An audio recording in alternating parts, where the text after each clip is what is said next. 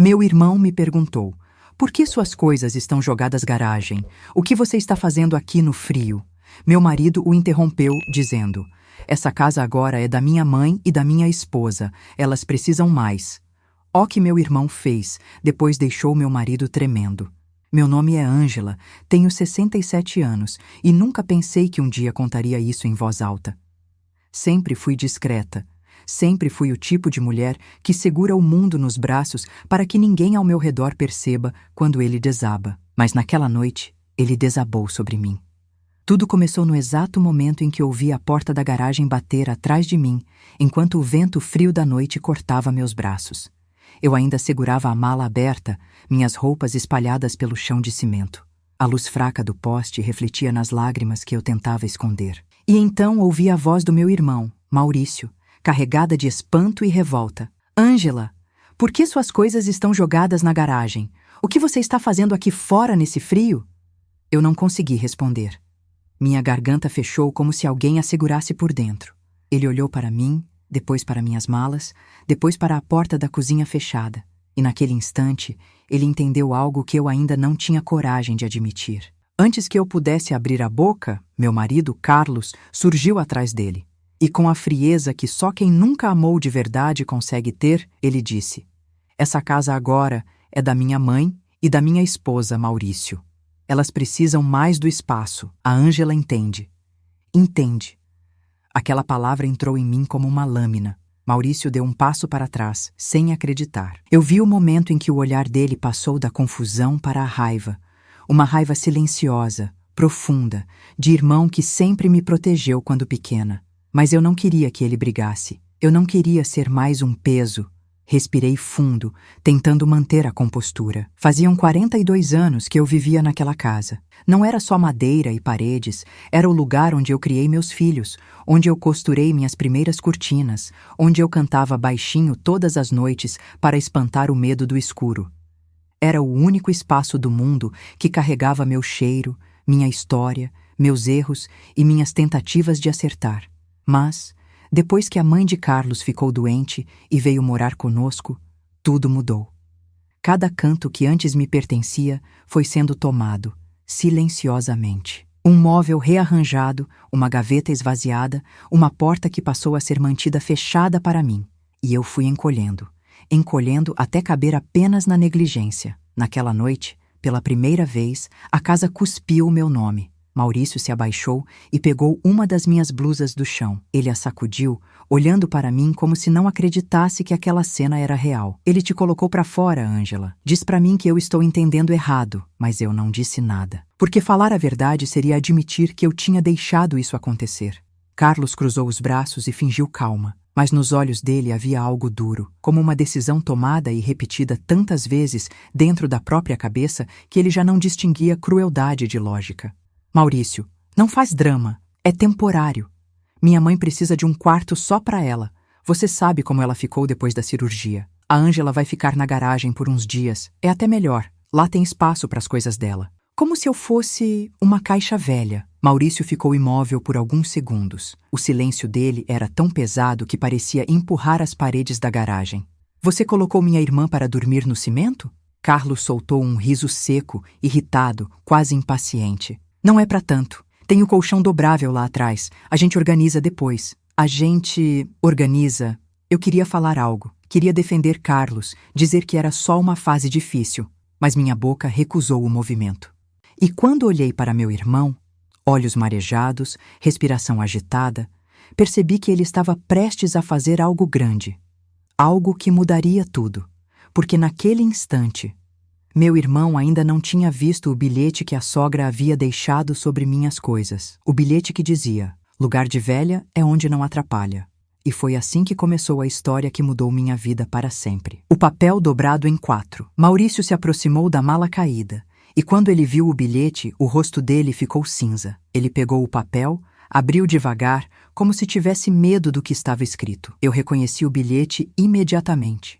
A caligrafia trêmula, a tinta azul fraca, a mão da mãe do meu marido. Mas o que estava escrito dentro dele não era apenas crueldade. Era o tipo de veneno que só é produzido por alguém que se sente dono do mundo. Maurício respirou fundo, os dedos tremendo, e então ele leu em voz alta: se ela atrapalhar, coloque na garagem. É velha, mas ainda anda. Não precisa tanto conforto. O som da voz dele ecoou pela garagem como um tiro. Carlos ficou lívido. Ele correu até o irmão, tentando arrancar o bilhete da mão dele. Me dá isso. Não é o que você está pensando. Minha mãe estava confusa. Ela tem dias difíceis. Maurício se afastou. Dias difíceis? Carlos, você enlouqueceu? Ele virou para mim.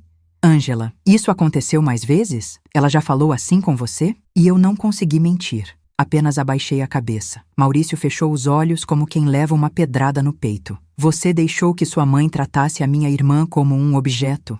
E além disso, colocou ela aqui fora? Carlos tentou se justificar, a voz já embargada. Eu só estava tentando equilibrar tudo. Ela precisa de cuidados.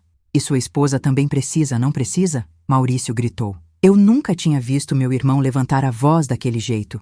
Nunca. A garagem pareceu diminuir de tamanho. O ar ficou denso. E foi nesse instante que Carlos percebeu que tinha ido longe demais. Ele tocou o próprio rosto, como se de repente estivesse acordando. Eu só queria fazer o certo. Maurício deu um passo à frente, encarando meu marido de igual para igual. O certo não começa jogando a mulher no chão frio da garagem. O certo começa respeitando quem dividiu a vida inteira com você. Carlos começou a tremer, de verdade. As mãos dele balançavam, a respiração ficou curta. Ele olhava para mim como se esperasse que eu dissesse algo que o salvasse daquela cena. Mas eu estava cansada de salvar gente que nunca me salvou. Maurício então apontou para mim. Ela vai sair dessa garagem agora. E se você não abrir aquela porta, eu abro. Eu senti meu coração acelerar, não de medo, mas de uma esperança antiga, daquelas que a gente esquece que existe até que alguém a reacenda. Carlos então deu um passo para trás. A expressão dele, antes tão firme, agora se quebrava como porcelana fina. E quando ele finalmente abriu a boca para tentar se defender, a campainha tocou. Um som curto, severo, interrompendo tudo. Maurício olhou para mim. Carlos ficou paralisado, e eu senti um frio subir pelas costas, porque só havia uma pessoa que tocava a campainha daquela maneira, a mãe dele. E naquele instante eu soube. A verdadeira batalha ainda estava para começar. A campainha continuou tocando, insistente, como se cada toque dissesse meu nome com desprezo. Eu senti minhas mãos suarem. Era incrível como apenas um som, uma campainha, podia me fazer voltar a ser pequena.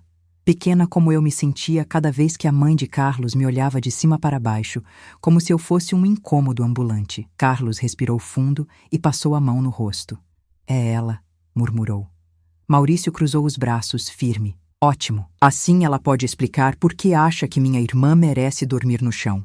Carlos fechou os olhos, como quem recebe um golpe. Ele sabia que aquilo não ia terminar bem.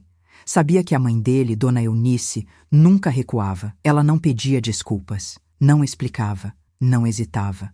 Falava como quem entrega a sentença. E foi exatamente assim que ela entrou. A porta da sala se abriu devagar, e a primeira coisa que surgiu foi a bengala, uma batida seca no chão. Depois, o corpo magro, envolto num chale rosa pálido, os olhos duros, apertados, sempre analisando, sempre julgando. Quando ela me viu na garagem, com a mala aberta e Maurício ao meu lado, seu rosto se fechou ainda mais. O que está acontecendo aqui? A voz dela sempre parecia fria, mesmo quando ela tentava soar neutra. Maurício respirou fundo antes de responder. O que está acontecendo é que minha irmã estava dormindo na garagem, no frio, com as coisas jogadas no chão. E encontrei um bilhete seu dizendo que lugar de velha é onde não atrapalha. A expressão de Dona Eunice não mudou. Nenhum músculo. Era como se estivesse ouvindo sobre o clima, não sobre a própria crueldade. Carlos tentou intervir. Mãe, eu acho que você exagerou no que escreveu naquele bill. Eu não exagerei em nada. Ela cortou as palavras dele como faca. Depois virou o rosto na minha direção. Me observou como quem examina um objeto usado. Vocês estão fazendo drama por causa disso? Maurício se aproximou um passo. Porque isso, Dona Eunice, é humilhar alguém. Ela ergueu o queixo. Eu disse a verdade. A casa precisa de ordem, precisa de silêncio. E você, Ângela, sempre soube que atrapalha mais do que ajuda. Senti o chão sumir por um segundo. Maurício explodiu.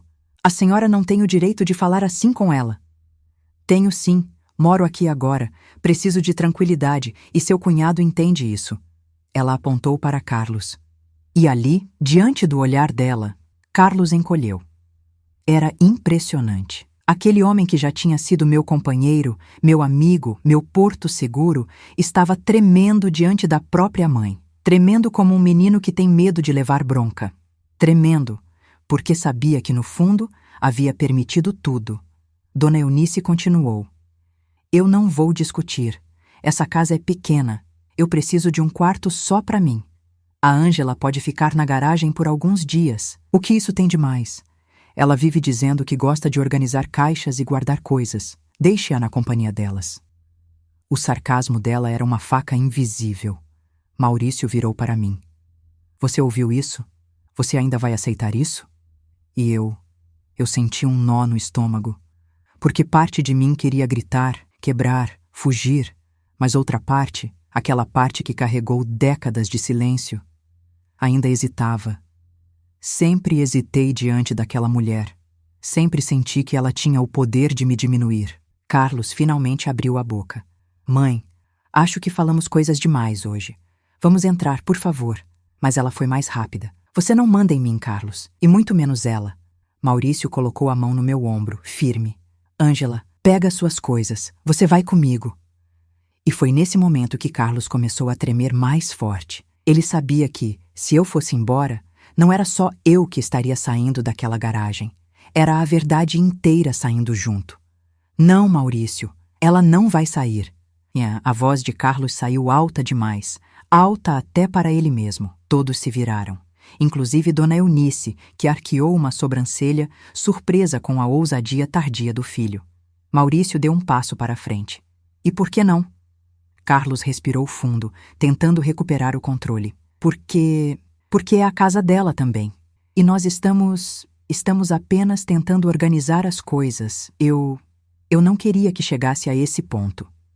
Maurício encarou o cunhado com tanta intensidade que Carlos desviou os olhos.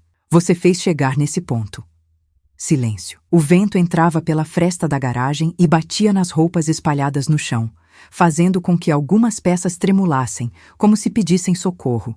Eu olhava para elas e me via ali, jogada, esquecida, fora do lugar. E então, Maurício fez a pergunta que ninguém queria enfrentar. Carlos, você ama-lhe a minha irmã? Meu coração parou. Carlos piscou várias vezes, como se tivesse sido pego sem resposta. Claro que amo, mas... Mais nada, Maurício interrompeu. Amor não coloca alguém na garagem, não empurra alguém para o frio, não deixa bilhetes dizendo que ela atrapalha.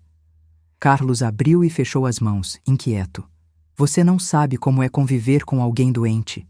Minha mãe precisa de cuidados, você não entende. E a Ângela? Ela também não precisa? Os olhos de Carlos se encheram de água, mas ele tentou esconder. Eu tentei, juro que tentei, mas tudo ficou tão confuso. Cada dia uma reclamação, uma queixa, um pedido, e eu fiquei no meio, sem conseguir respirar. Maurício suspirou. E para conseguir respirar, você sufocou a minha irmã. Aquela frase acertou Carlos como um golpe final.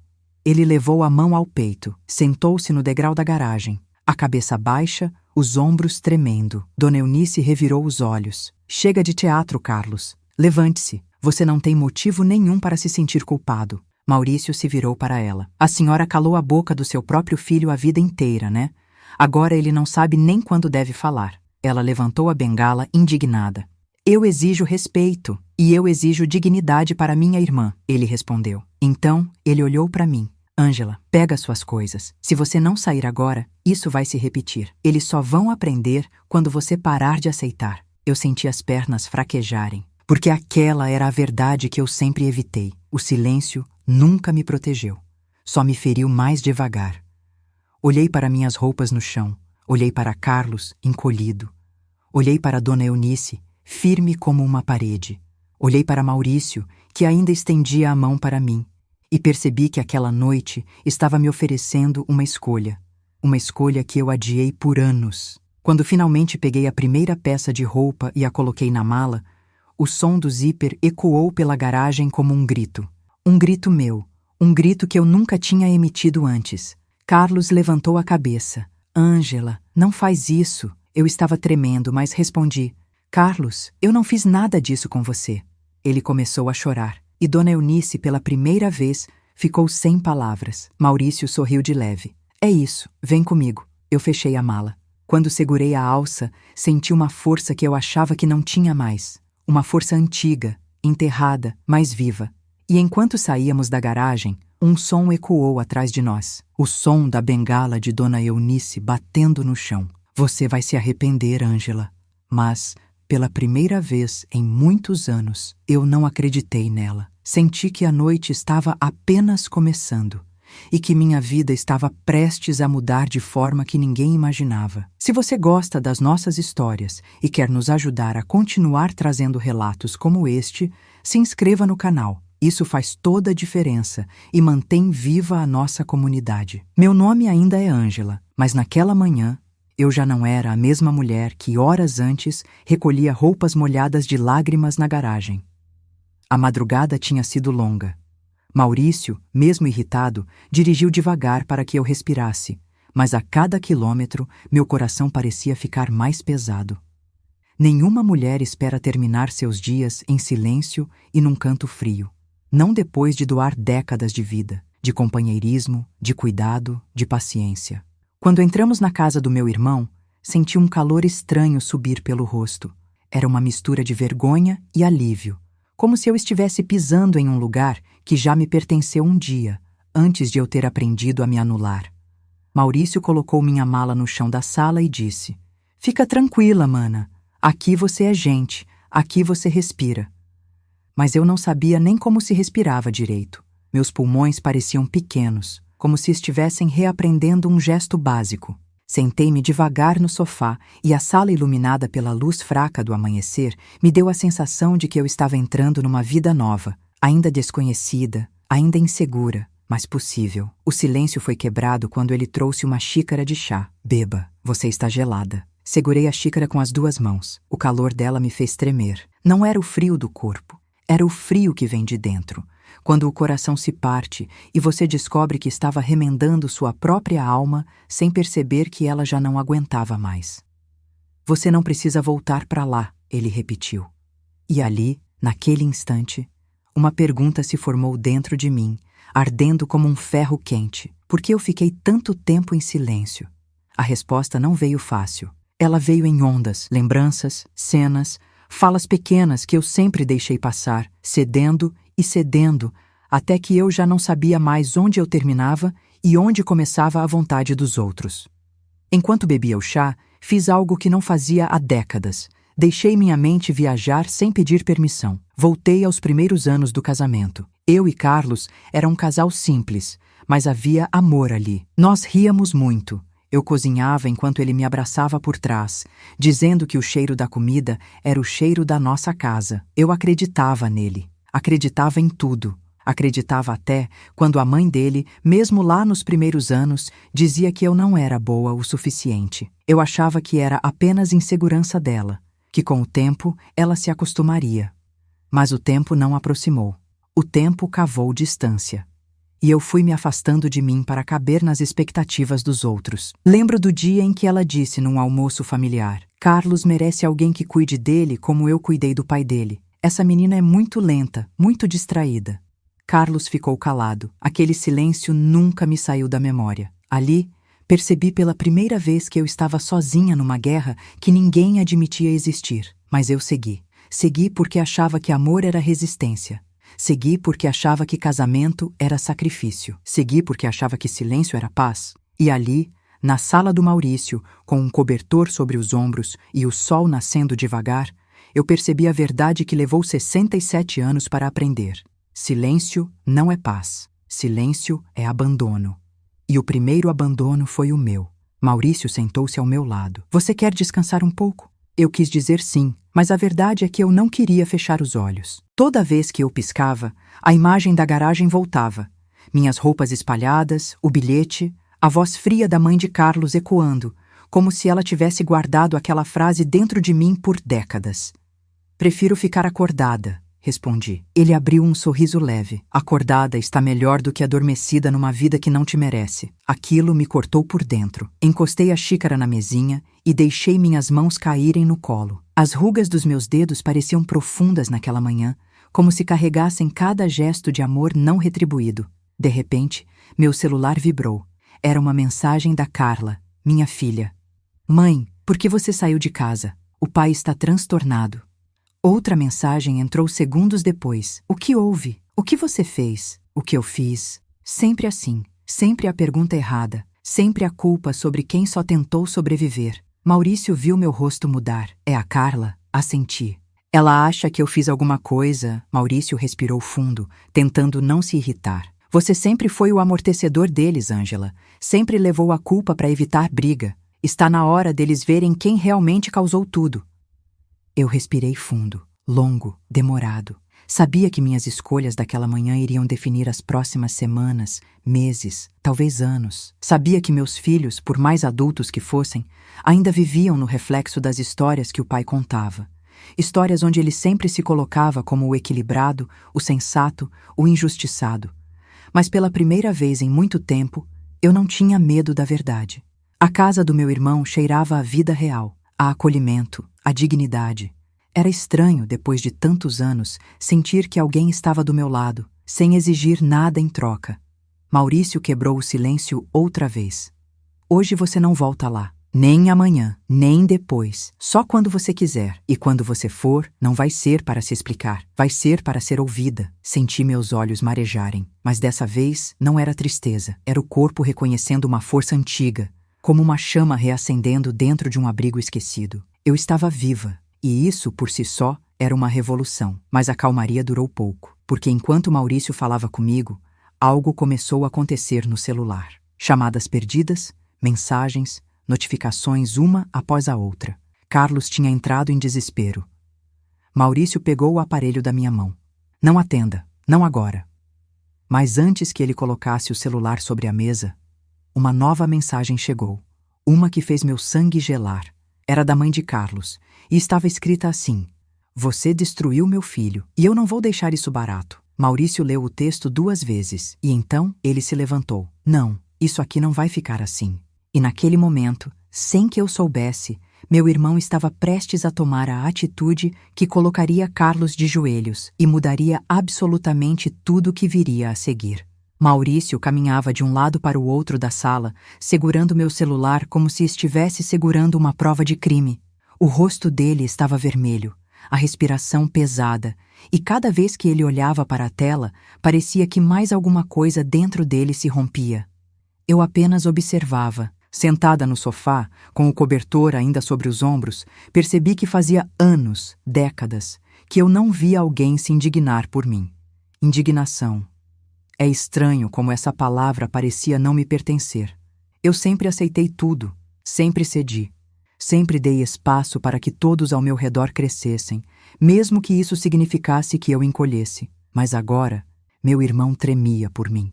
Isso me tocou num lugar tão profundo que eu não sabia nomear. Maurício finalmente parou e me encarou. Ângela, você sabe o que essa mensagem significa? Eu não respondi. Não porque não soubesse, mas porque dizer em voz alta tornava real demais. Ele continuou. A mãe do Carlos está acostumada a te controlar, a te silenciar, mas agora que você saiu de lá, ela perdeu a ferramenta dela. E sabe o que pessoas assim fazem quando perdem controle? A pergunta ficou no ar. Ele mesmo respondeu. Elas atacam. Olhei para a janela. O sol já estava mais alto, iluminando a rua tranquila. Mas dentro de mim, tudo era sombra. Maurício se sentou ao meu lado, mais calmo agora, mas com a voz firme. Ela vai tentar virar a história. Vai tentar fazer você parecer ingrata, descontrolada, cruel. Vai culpar você pela dor do filho, quando na verdade foi ela quem colocou vocês nessa situação. E o Carlos, bem, ele se deixou moldar por ela. Eu apertava minhas mãos uma na outra, as articulações brancas, tensas. Mas Maurício, eu não quero guerra. Ele colocou a mão no meu ombro. Ângela, ela já declarou guerra há muito tempo. Você só não tinha percebido. Aquilo entrou fundo, fundo demais. Minutos depois, meu celular vibrou de novo. Maurício olhou a tela antes de me entregar. É a Carla, sua filha. Meu coração apertou. Eu sabia que aquele momento chegaria. Sabia que os meus filhos seriam puxados para o meio disso, e isso sempre foi meu maior medo. O motivo pelo qual eu engoli tantas humilhações em silêncio. Peguei o celular com mãos trêmulas. A mensagem dizia: Mãe, a vovó disse que você a ofendeu e saiu de casa sem motivo. Isso é verdade? O pai está arrasado. Eu fechei os olhos, respirei fundo e senti meu peito arder. Aquela era a história sendo reescrita na minha frente, do jeito dela, do jeito que sempre foi. E eu, a vida inteira, aceitei. Aceitei para manter a paz, aceitei para não parecer dura, aceitei para não causar problema. Maurício observava cada movimento meu. Vai responder? Não sei. Ele tirou o celular das minhas mãos devagar, com cuidado. Antes de responder, antes de qualquer coisa, você precisa lembrar quem é. Aquela frase me pegou desprevenida. Quem eu sou? Repeti. Maurício sorriu triste. Você é Ângela, a mulher que segurou uma casa com as mãos e com o coração. A mulher que criou filhos sozinha, enquanto o marido obedecia à mãe. A mulher que suportou anos de comentários maldosos, de portas fechadas, de olhares que não a enxergavam. Eu senti meus olhos arderem. Você é a mulher que, mesmo ferida, nunca deixou ninguém passar fome. A que costurou roupas para economizar, a que abriu mão de sonhos para construir os deles, a que nunca, nunca levantou a voz para se defender, nem quando deveria. Ele respirou fundo. Está na hora de aprender. Aprender. Aquela palavra ficou dançando na minha mente, porque aos 67 anos eu ainda precisava aprender a me defender, a me proteger, a me ver. Maurício então me entregou o celular de volta. Responda quando você estiver pronta. E responda com a verdade, não a delas, a sua. Foi naquele momento que ouvi um barulho vindo da porta da frente. Passos, pesados, urgentes. Maurício se levantou imediatamente. Quem será a essa hora? Antes mesmo que ele chegasse à porta, ela se abriu e Carlos entrou, desesperado, sofrido, com os olhos vermelhos e a camisa amarrotada, como se tivesse passado a noite inteira andando pela casa, perdido entre arrependimentos e o medo do julgamento da mãe. Ele me viu e congelou. Ângela. A voz saiu trêmula. Maurício se colocou entre nós como um escudo natural. O que está fazendo aqui, Carlos? Carlos passou a mão no cabelo, nervoso. Vim falar com ela. Minha mãe está fora de si. Está dizendo que vai processar, que vai chamar advogado, que vai contar tudo para as crianças. Maurício estreitou os olhos. Tudo o quê, Carlos? Que ela jogou sua esposa na garagem? Que ela tratou sua mulher como um objeto velho? Ou que ela manipula você como um fantoche desde que você nasceu? Carlos se encolheu. Não fala assim. Vou falar assim até você encarar a realidade, Maurício respondeu.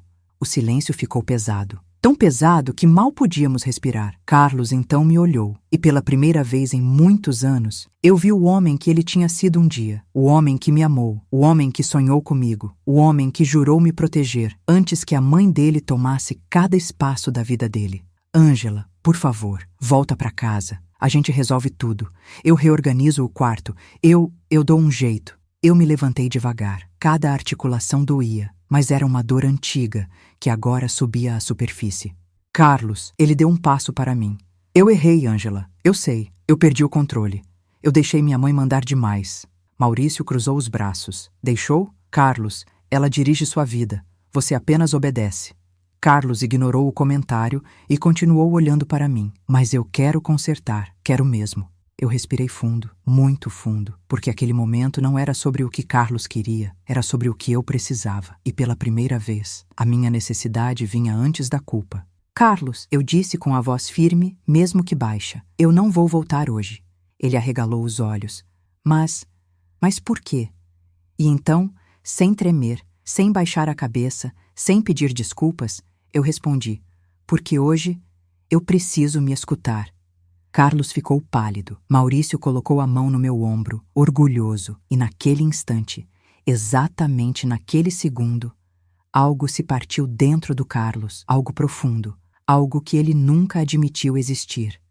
Os olhos dele se encheram de lágrimas. Ângela, Você não pode fazer isso comigo. E foi aí que eu percebi, pela primeira vez na vida, alguém estava tremendo por perder a mim, não por eu perder a eles. Ele não veio para me pedir perdão. Ele veio por medo. Medo do escândalo. Medo da mãe. Medo de admitir que tinha destruído o amor com as próprias mãos. E quando eu percebi isso, eu entendi algo que transformaria tudo que viria pela frente. Quando o amor depende da sua dor para existir, ele não é amor, é prisão.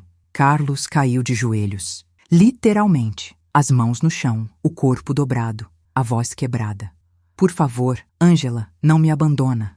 Maurício respirou fundo, mas não interferiu. Ele sabia que aquilo era entre eu e Carlos, que aquela cena era a primeira vez em uma vida inteira que eu tinha a oportunidade de olhar o meu marido de frente, não como esposa, não como mediadora, não como vítima silenciosa, mas como mulher, como eu. E quando abri a boca para responder, a porta se abriu novamente, devagar, e uma sombra apareceu. Uma voz fria cortou o ar. Que palhaçada é essa? A mãe dele tinha chegado.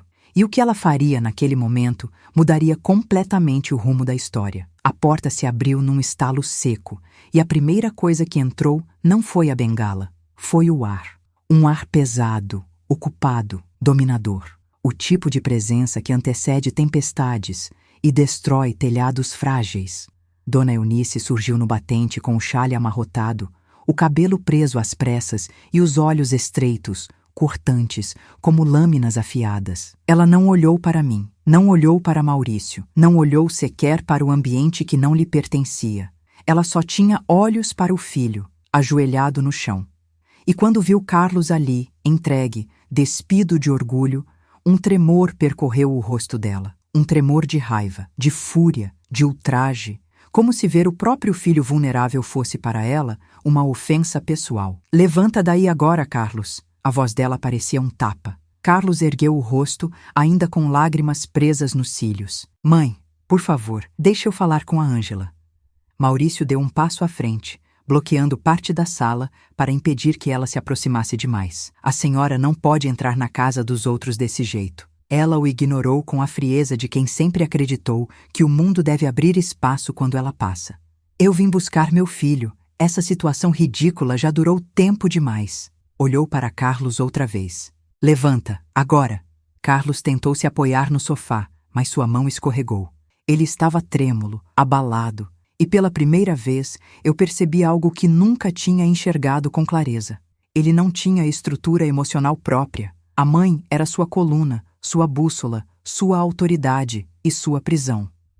Não vou levantar, murmurou Carlos, a voz falhando. Não até a Ângela falar comigo. Dona Eunice arregalou os olhos. Como é? Maurício cruzou os braços. Ele não vai a lugar nenhum, e a senhora também não devia estar aqui. Ela virou o rosto para mim pela primeira vez desde que entrou. Aquele olhar, meu Deus, aquele olhar me atravessou como um prego quente. Era ódio, puro, direto, sem máscaras. Olha o estrago que você fez, Ângela. Fiquei de pé devagar, sentindo minhas pernas pesarem, mas sem hesitar. O silêncio se fechou ao nosso redor, como se a sala tivesse perdido o ar. Eu nunca tinha encarado aquela mulher assim. Nunca tinha sustentado o olhar dela. Sempre abaixei a cabeça. Sempre pedi desculpas. Sempre me encolhi. Mas hoje não. Hoje, pela primeira vez em décadas, eu fiquei exatamente do meu tamanho. Eu não fiz estrago nenhum, respondi, a voz baixa, mas firme. Eu só saí de onde não era mais respeitada. Dona Eunice deu um passo à frente, a bengala batendo no chão com força. Respeitada? Você sempre foi tratada muito melhor do que merece. Maurício abriu a boca para responder, mas eu ergui a mão. Não precisava. Pela primeira vez na vida, eu mesma falaria por mim. Eu cuidei da sua casa, da sua rotina, do seu filho, da sua vida. Eu fiz tudo para que você se sentisse acolhida. Ela riu. Um riso curto, debochado. Fez? Fez nada. Você sempre foi lenta, sempre atrapalhou, sempre reclamou demais. Eu respirei fundo. Então, por que você nunca disse isso na minha frente? Dona Eunice congelou. Como é? Porque a senhora sempre mandou bilhetes, indiretas, recados, mas nunca teve coragem de me dizer olhando nos olhos? O rosto dela ficou rígido. Era como se alguém tivesse apagado sua expressão. Maurício cruzou os braços, satisfeito. Carlos tentou levantar novamente. Ângela, por favor, não briga com a minha mãe. Mas eu não estava brigando, eu estava existindo, apenas isso. E existir para mulheres como eu, muitas vezes, já é um ato de rebeldia. Dona Eunice apertou a bengala com mais força. Você não vai destruir meu filho. Ele não vai chorar por sua causa. Eu vou levá-lo para casa agora e ele não vai. A resposta saiu da minha boca antes que eu pudesse pensar. Todos na sala me olharam. Até eu mesma me surpreendi. Ele não vai embora hoje, continuei. E não vai porque eu não vou permitir que a senhora continue controlando tudo o que acontece ao redor dele. A mulher arregalou os olhos, ofendida, incrédula. Você acha que tem esse direito? Não, eu sei que tenho. Sou esposa dele há 42 anos, Dona Eunice. Minha voz conta, minha vida conta, minha dor conta. Ela balançou a cabeça, indignada. Que bobagem! O casamento de vocês está onde está porque você não sabe seu lugar. Senti algo se aquecer dentro do meu peito. Não era raiva, era verdade queimando, finalmente encontrando ar. Meu lugar não é na garagem. Silêncio. Meu lugar não é entre caixas velhas. Não é ao lado de um colchão dobrável. Não é ouvindo que sou um peso, que atrapalho, que devo ficar onde não incomodo. Mais silêncio. Agora a sala respirava comigo. Meu lugar é ao lado de alguém que me respeite, que me veja, que me defenda, que me escolha. Olhei para Carlos, que tinha lágrimas escorrendo, e concluí: e faz anos que meu marido não faz isso. O rosto de Dona Eunice ficou lívido. Carlos abaixou a cabeça. Maurício sorriu de leve, não de alegria, mas de reconhecimento, da mulher que finalmente ressurgiu. E então, como se o universo tivesse esperado o momento exato, o celular da Dona Eunice tocou. Ela atendeu irritada. Alô? O quê? Mas como isso é possível? Eu já vou. Ela desligou com a mão trêmula. E pela primeira vez na vida, eu vi medo nos olhos daquela mulher. Medo real. Ela virou para Carlos. Precisamos ir, agora, é urgente. Carlos limpou as lágrimas, confuso. O que aconteceu, mãe? Ela inspirou fundo, tentando manter a postura que sempre teve, mas falhou. Seu irmão... Parou. Engoliu em seco. Ele caiu. Está no hospital. Carlos empalideceu completamente. Meu Deus! Mas como? Ele estava bem ontem. Ela segurou a bengala com as duas mãos porque parecia que as pernas falhariam. Disseram que ele desmaiou sozinho. Ninguém sabe o motivo. Maurício ficou sério. Eu senti um arrepio percorrer minha espinha. Alguma coisa estava mudando. E não era só entre nós. Era maior, mais fundo. Carlos olhou para mim, perdido. Ângela, eu não sei o que fazer. E foi ali, naquele instante frágil, que tudo começou a se revelar. Porque a queda do irmão dele traria à tona segredos que estavam enterrados, segredos que fariam Carlos tremer muito mais do que naquela garagem, segredos que iriam mudar o rumo da nossa história para sempre. Quando Dona Eunice anunciou que o outro filho estava no hospital, a sala pareceu encolher. O ar ficou parado, até os ruídos da rua desapareceram, como se o mundo tivesse sugado o próprio som. Carlos levantou-se de um salto, ainda cambaleando das emoções que o despedaçaram minutos antes. Meu irmão, mas ele estava bem. Mãe, isso faz sentido para você? Ela não respondeu. E isso, vindo de uma mulher que sempre tinha algo pronto, um julgamento, uma crítica, uma ordem, era assustador. Maurício deu um passo adiante. E vocês já sabem o que aconteceu? Ele caiu onde? Estava sozinho? A mãe de Carlos respirou fundo, tentando recuperar o controle da própria postura. Suas mãos, porém, tremiam. Não sei detalhes, só disseram que ele desmaiou e que bateram a cabeça quando caiu. Era pouca informação. Mas a maneira como ela falou, com hesitação, com a voz falhando no fim, dizia muito mais do que as palavras. Carlos olhou para mim, para minha expressão ainda firme, ainda quente pelas palavras que eu havia dito momentos antes. Ângela, você vai comigo?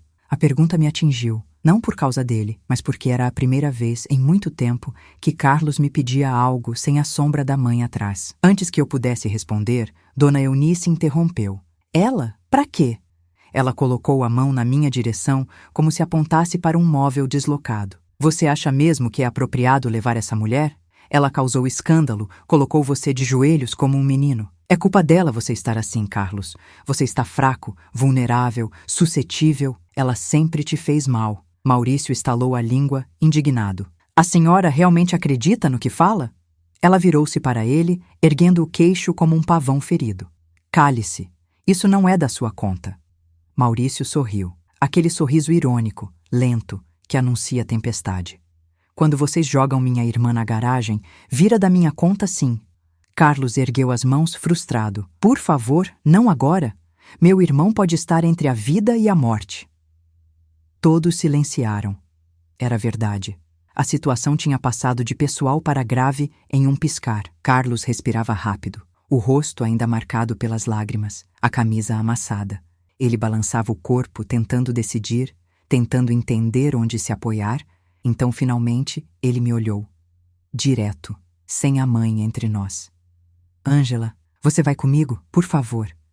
Eu senti um peso entrar e sair do peito ao mesmo tempo. 42 anos de casamento. 42 anos de silêncios enfileirados. 42 anos de ser a primeira a acudir, a primeira a limpar bagunças, a primeira a estender a mão. Mas, pela primeira vez, eu não fui movida pela obrigação. Eu fui movida por outra coisa, uma nova versão de mim. Eu vou, respondi.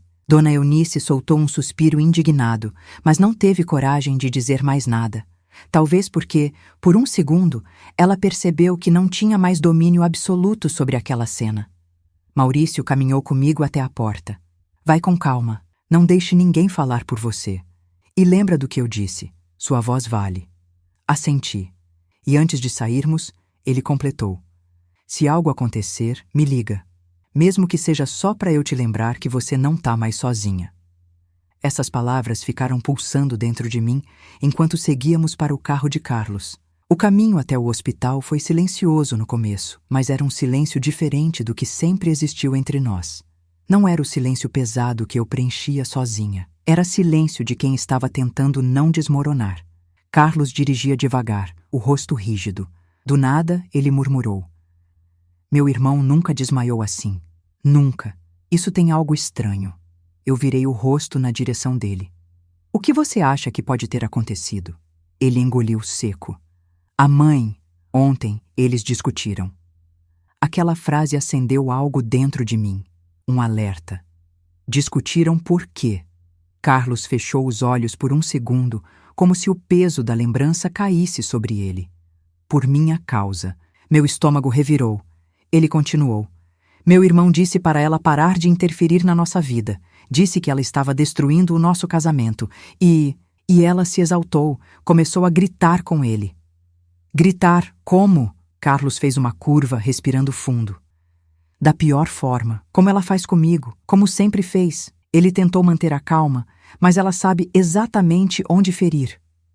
Eu já sabia. Aquela mulher usava palavras como quem usa faca, escolhia a lâmina certa para cada vítima. E o que aconteceu depois? Perguntei. Carlos balançou a cabeça. Não sei. Ele saiu de casa e... agora isso. Por um momento, fiquei sem voz, sem chão, sem resposta. Não porque me surpreendia, mas porque percebia, a cada minuto, o tamanho do estrago emocional que aquela mulher tinha causado a todos ao redor. Ela não destruiu apenas a mim, ela destruía os filhos, um a um. Quando chegamos ao hospital, a mãe dele estava na recepção, falando alto, exigindo informações, apontando a bengala como se comandasse um exército imaginário. Uma enfermeira tentava explicar. Senhora, por favor, mantenha a calma. Seu filho está sedado, mas estável. Sedado? Por quê? Ele está morrendo? Foi culpa daquela mulher. Isso tudo começou por causa dela. Eu ia responder, mas Carlos foi mais rápido. Mãe, pare! A senhora não sabe o que aconteceu. Ela virou-se de repente, os olhos ardendo de veneno. Se ele morrer, a culpa será dela.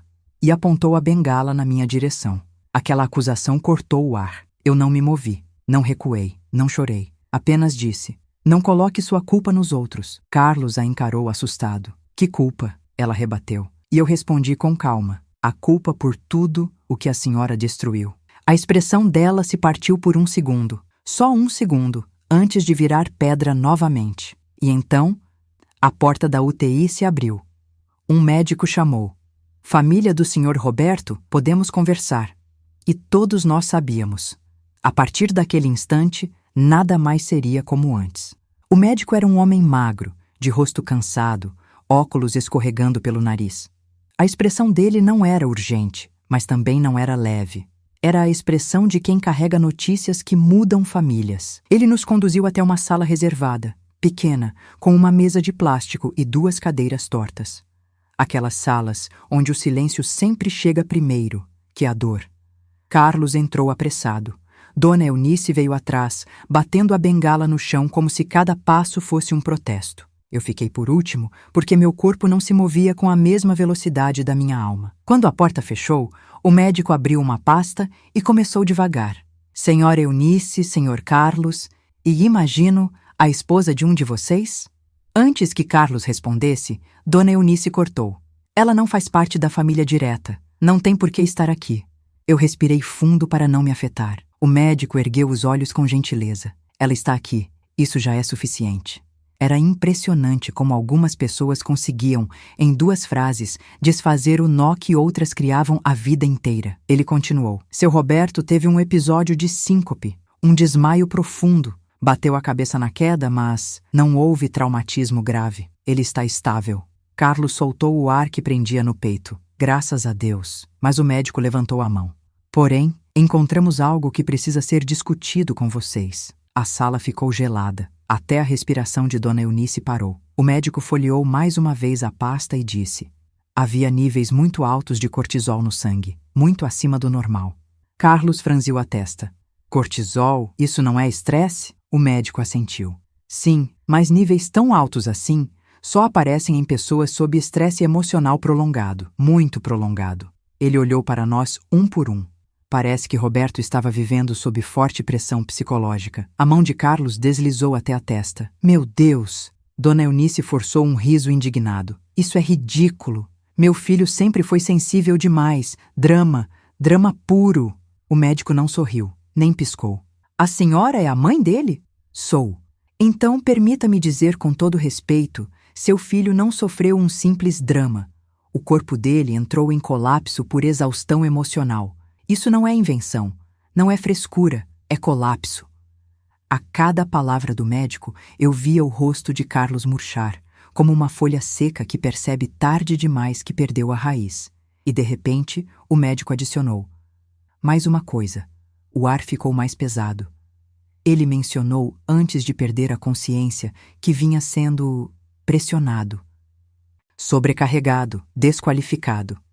Aquela palavra, desqualificado, cortou a sala inteira. O médico então perguntou: vocês sabem de algo que possa ter contribuído para esse quadro? Carlos ficou em silêncio. Eu também, apenas observando. Dona Eunice, porém, explodiu. Eu? Eu sempre cuidei dele. Eu que fiz tudo por essa família. Eu que segurei tudo sozinha. Esse médico não sabe de nada. Nada. A voz dela ecoou pela sala, mas não tinha força. Tinha desespero. Uma diferença enorme. O médico se levantou devagar. Quando ele acordar, vou pedir que a psicologia converse com ele. Isso não é um caso simples. É um caso de abuso emocional acumulado. A palavra abuso fez Carlos estremecer. Ele ficou branco. Eu senti minha pele arrepiar. Abuso. Abuso emocional. Aquele nome que tantas mulheres conhecem, mas nunca ousam apontar. E agora, a vida devolvia o espelho à família que sempre negou sua própria sombra. Quando o médico saiu, Dona Eunice ficou imóvel, a boca trêmula, os olhos fixos em algum ponto distante, como se tivesse engolido a própria máscara. Carlos então sussurrou: Mãe, o que a senhora fez com ele? Ela se virou devagar, muito devagar. Eu? Eu não fiz nada. Eu só falei verdades. Ele sempre foi cabeça fraca. Maurício não estava ali, mas eu ouvi sua voz dentro da minha mente. Ela destrói, aos poucos, com palavras. Carlos se encostou na parede, o rosto colapsando. Meu irmão quase morreu, por causa de pressão psicológica? Ele olhou para a mãe, e naquele instante eu vi nos olhos dele um reflexo que nunca tinha aparecido antes. A percepção real do que ela era capaz de fazer. E então ele me olhou. Não como marido, não como alguém que precisava de mim, mas como homem que finalmente enxergava o que sempre me fez sofrer. Ângela, Me perdoa. A voz dele tremeu. Eu fiz com você o que ela fez com ele. Meu coração acelerou. Minhas mãos suaram. Eu sempre sonhei com um pedido de perdão, mas agora que ele estava ali, tão cru, tão fraco, tão sincero, ele doeu mais do que eu imaginava. E antes que eu pudesse responder, uma enfermeira entrou apressada. Familiares do paciente, Roberto? Carlos ergueu a mão. Ele acordou. O mundo, aquele mundo silencioso, lento, arrastado, começou a se mover outra vez. E nós caminhamos juntos, cada um carregando seu próprio peso, em direção ao quarto dele. O que encontraríamos ali não mudaria apenas o futuro de Carlos e de sua mãe, mas o meu. O meu, principalmente. O corredor da ala de internação parecia mais longo do que qualquer caminho que percorri na vida. Cada passo ecoava como se antecipasse uma revelação. Eu caminhava atrás de Carlos e Dona Eunice, observando a maneira como os ombros dela tremiam. Um tremor tão sutil que, se eu não estivesse olhando com atenção, teria jurado ser apenas cansaço. Mas não era. Era medo. Um medo que ela nunca admitiria. Carlos parou na porta do quarto. Inspirou fundo. Eu podia ver o peito dele subir e descer, rápido, instável. A mão pousou na maçaneta, hesitante, como se abrir aquela porta fosse abrir também todas as feridas da vida dele. Quando ele enfim girou a maçaneta e empurrou a porta, o quarto estava iluminado por uma luz suave, monitores piscando em silêncio, o cheiro de desinfetante, cortinas pesadas tentando bloquear o sol da tarde. E lá estava ele, Roberto, pálido, fino, o rosto afundado, mas com os olhos abertos. A primeira coisa que reparei foi o olhar dele. Não era um olhar confuso nem assustado, era um olhar livre, como se o desmaio tivesse retirado um peso que ele carregava desde menino. Carlos foi o primeiro a falar. Roberto, meu Deus, você está bem? O irmão virou o rosto devagar e sorriu, um sorriso fraco, mas real. Melhor do que estive em anos. A frase caiu na sala como uma bomba silenciosa. Dona Eunice abriu a boca, ofendida. Como ousa dizer uma coisa dessas? Seu estado é gravíssimo. Você desmaiou, bateu a cabeça, eu quase morri de susto. Roberto piscou devagar. E ainda assim, estou melhor. Carlos engoliu seco. O médico estava certo. Ele falava com calma, com clareza, como quem finalmente tinha tirado uma pedra do sapato. Daquelas que te acompanham por anos, ferindo o mesmo lugar, até você esquecer que a dor não é normal. Eu fiquei em silêncio, perto da porta, observando. Roberto virou o rosto para mim. Ângela, ele disse, reconhecendo-me. Você está aqui. Eu vim acompanhar o Carlos, respondi. Ele sorriu de canto. Você sempre foi mais forte do que ele percebe. Carlos baixou os olhos. Dona Eunice deu um passo à frente. Roberto, pare com essas bobagens. O médico disse que você estava em estresse. Isso acontece. Mas nós estamos aqui, sua família. Roberto não desviou o olhar dela. Família? O tom era tão sereno que doeu mais do que um grito. Família não suga a alma do outro, mãe. Aquela palavra, mãe, soou como um espelho quebrando. Ela arregalou os olhos. Como você fala comigo desse jeito? Eu cuidei de você, eu fiz tudo por você. Roberto respirou fundo, uma respiração longa, limpa, de quem decide falar a própria verdade depois de anos engolindo a dos outros. Mãe, a senhora nunca cuidou, a senhora controlou. Carlos levantou a cabeça como se tivesse levado um tapa. Roberto continuou. E eu aguentei. Aguentei por anos. Aguentei porque achava que era assim que tinha que ser. Aguentei porque você sempre dizia que sem você eu não seria nada. E eu acreditei. Acreditei tanto que meu corpo desabou. A voz dele não tremia. Quem tremia era a mãe. Era surreal ver aquela mulher, tão dura, tão impenetrável, recuar meio passo, segurando a bengala com as duas mãos, como se o chão tivesse perdido a firmeza. Você está confundindo as coisas, ela sussurrou. Não, mãe. Pela primeira vez, eu não estou confuso. Carlos respirava rápido, olhando entre o irmão e a mãe, como se enxergasse, finalmente, a própria vida repetida ali, um espelho duplo. Eu senti algo se remexer dentro de mim, uma compreensão antiga, amarga. Às vezes a vida só grita quando o silêncio ameaça matar.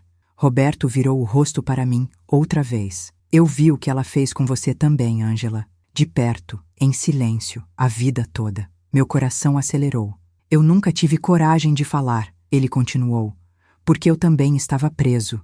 Mas você se libertou ontem, de um jeito que eu não pude. Eu senti lágrimas queimarem. Roberto sorriu, com esforço. Foi por isso que eu te admirei, mesmo sabendo que você estava sofrendo. Porque você saiu. Eu caí. Dona Eunice ergueu a voz. Chega! Não vou escutar mais uma palavra dessa insolência. O grito ecoou pelo quarto. A respiração dela ficou pesada. A mão tremia mais do que antes. Roberto não se assustou. Mãe, pela primeira vez, eu não vou obedecer.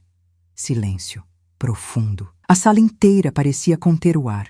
Carlos se sentou devagar na poltrona ao lado da cama. Roberto, eu também deixei isso acontecer. Os olhos do irmão suavizaram. Eu sei.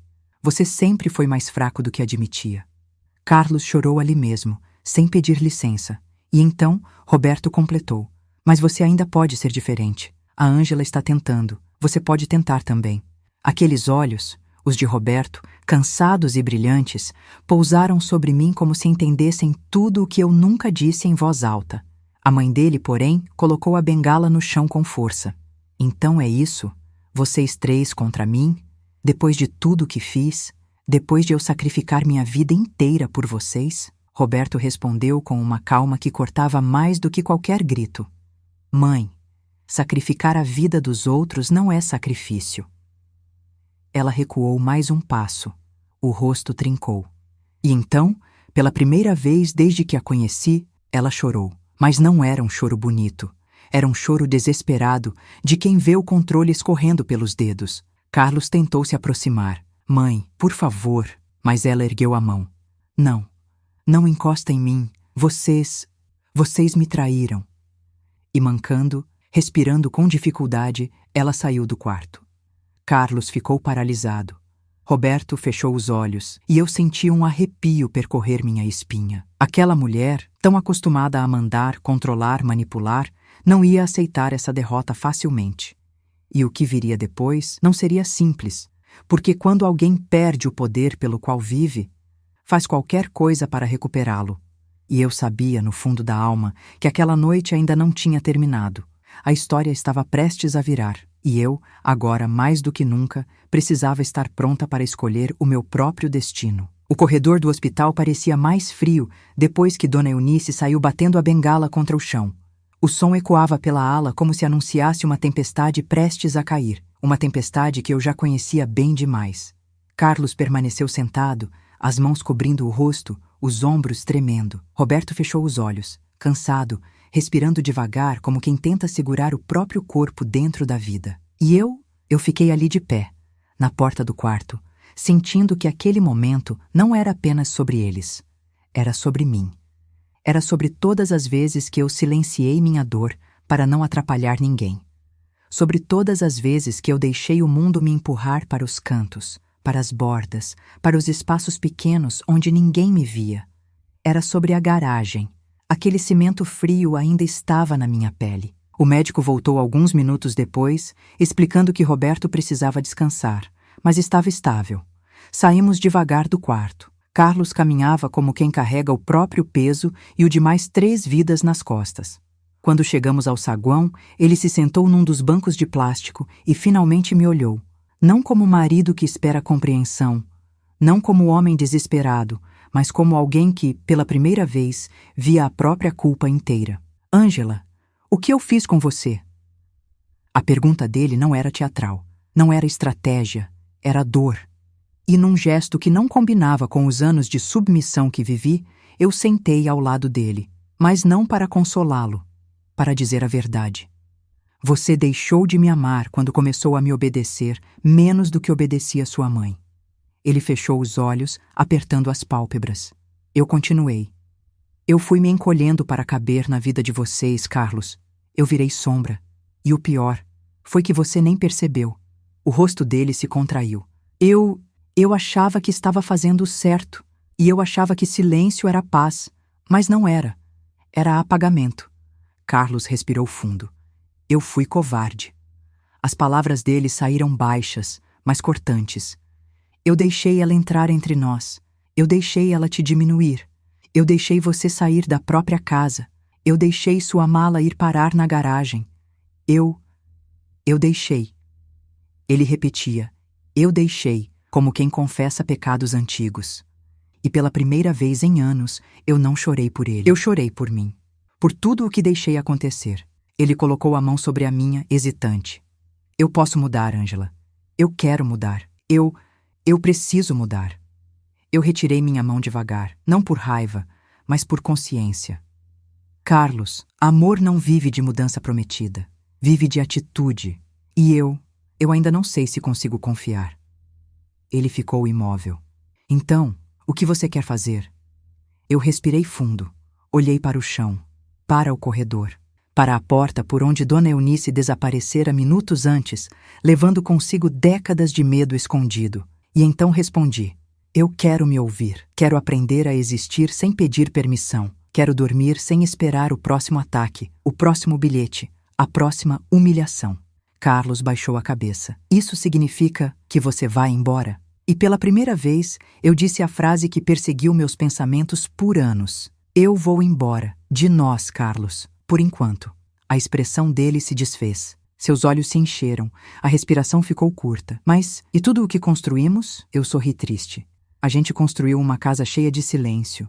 E silêncio não sustenta paredes. Ele chorou.